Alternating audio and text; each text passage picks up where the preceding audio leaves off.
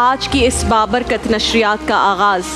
میں اس عظیم ہستی کے ذکر سے کرنا چاہتی ہوں جو شیر خدا ہیں، داماد مصطفیٰ ہیں، خاتون جنت کے شوہر نامدار ہیں، امام حسن و حسین کے والد بزرگوار ہیں، صاحب ذوالفقار ہیں، حیدر کرار ہیں، فاتح خیبر ہیں، شجاعت کا پیکر ہیں، شہنشاہ ولایت ہیں، دروازہ علم و حکمت ہیں، جنہوں نے آنکھ کھولتے ہی سب سے پہلے رخ مصطفیٰ دیکھا، جنہوں نے بچپن میں ہی اللہ اور اس کے رسول کا کلمہ پڑھا، جنہوں نے نمازیں فرض ہونے سے بھی پہلے نمازیں ادا کی، جو ہجرت کی شب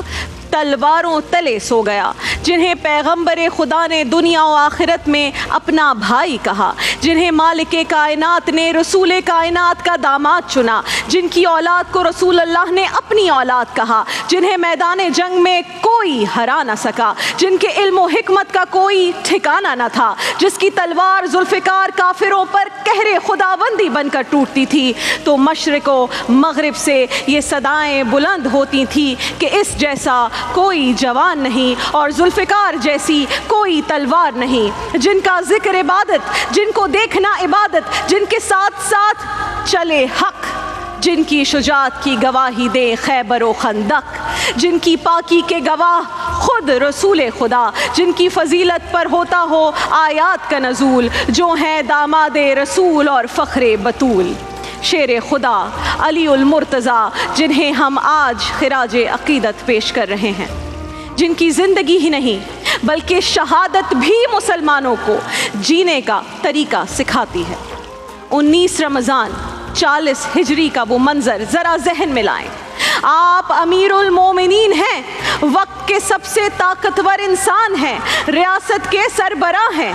لیکن وقت نماز فجر ہوتا ہے تو خلیفہ سب سے پہلے گھر سے نکلتا ہے، گلیوں میں صدائیں دیتا ہے، اٹھو اے لوگوں، نماز کا وقت ہو گیا۔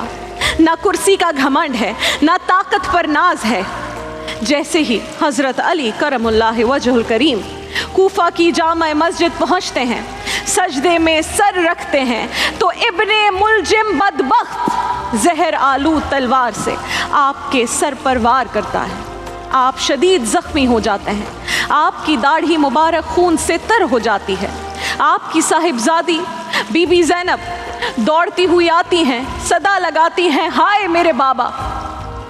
آپ کو سہارا دیتی ہیں، تو بدبخت ابن ملجم رکتا نہیں، کہتا ہے یہ کسی صورت بچ نہیں پائیں گے، کیونکہ میں نے 1 ماہ تک تلوار کو زہر میں ڈبو کر تر کر کے رکھا تھا۔ مولا علی کی جگہ کوئی اور ہوتا تو کہتا اس بدبخت کو فوراً قتل کر دو، ہلاک کر دو، ختم کر دو، یہ بچنے نہ پائے۔ اس نے خلیفہ وقت کو لہو لہان کیا ہے، 1 ماہ تک قتل کی تیاری کی ہے،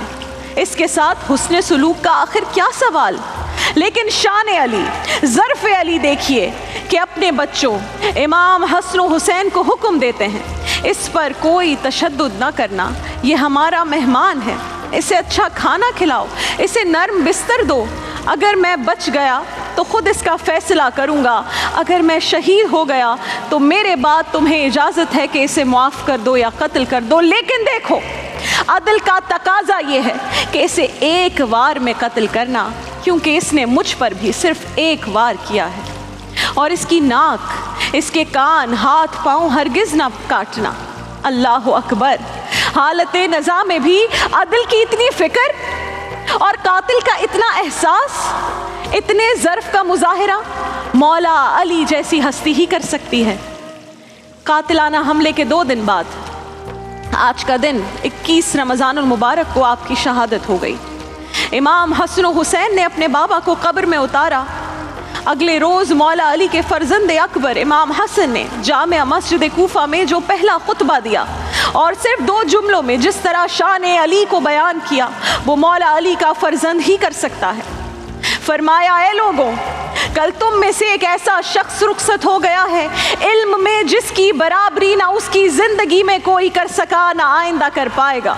رسول اللہ صلی اللہ علیہ وآلہ وسلم اسے جھنڈا دیتے تھے اور اس کے ہاتھ پر فتح ہو جاتی تھی۔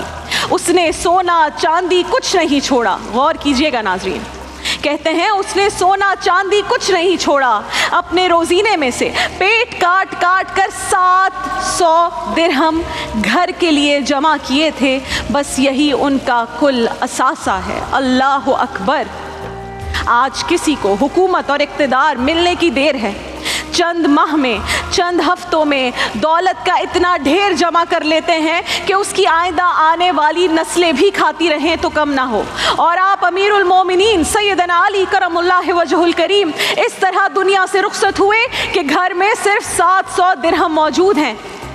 خلیفہ بننے کے بعد بطور امیر المومنین آپ نے کبھی سرکاری رہائش گاہ میں قیام نہیں کیا، وہاں غریبوں کو ٹھہرایا اور خود اپنے کچے مکان میں ہی رہے، بیت المال سے ایک پائی اپنے اہل خانہ پر یا خود پر کبھی خرچ نہیں کی۔ کئی بار تو نوبت یہ آ گئی